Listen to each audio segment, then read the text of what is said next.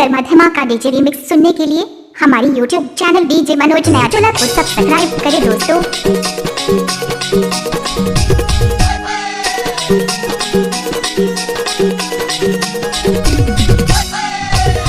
ऐसे ही कर्मा धमाका DJ remix सुनने के लिए हमारी YouTube चैनल डीजे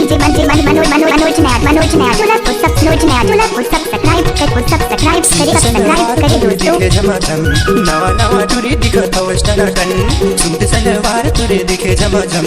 नवा नवा तुरे दिखत टनाटन दीवाना बनाए मैं होगे मगन संगे बने जिस पैसे जाते मोरे साई जैसे मन करके चालू नंबर 1 टूरी चालू नंबर 1 DSP की नाटोला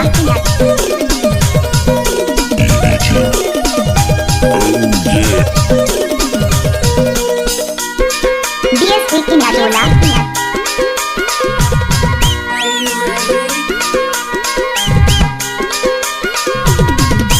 चला देखी चूड़ी मैं होगे दीवाना मुना सता हंसते काबर बताना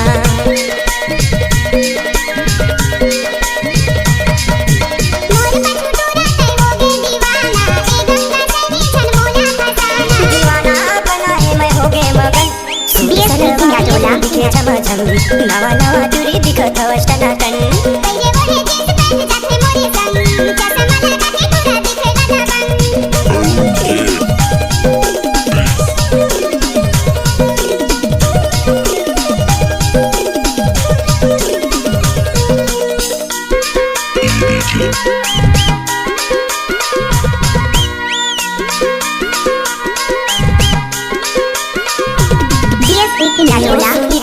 करे दीवाना एती होती जात हसते मूर्तिर मा आना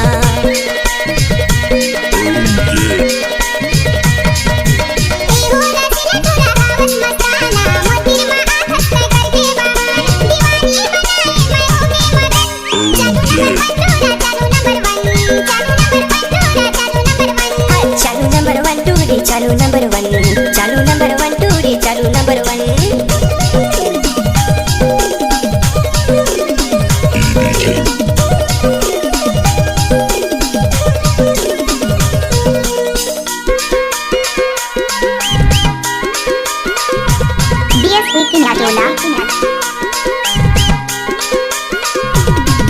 अनोखा मा देखे तुला होगे दीवाना आपन बनावे तै मोला बताना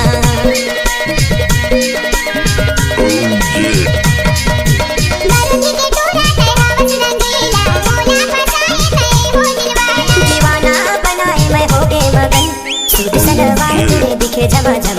नवा नवा तुरी दिखत टनाटन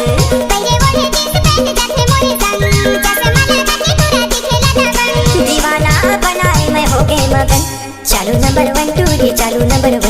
चालू नंबर 1 टूरी चालू नंबर 1 चालू नंबर 1 चालू नंबर 1 टूरे चालू नंबर 1 चालू नंबर 1 चालू नंबर 1 माया का फसाए चालू नंबर 1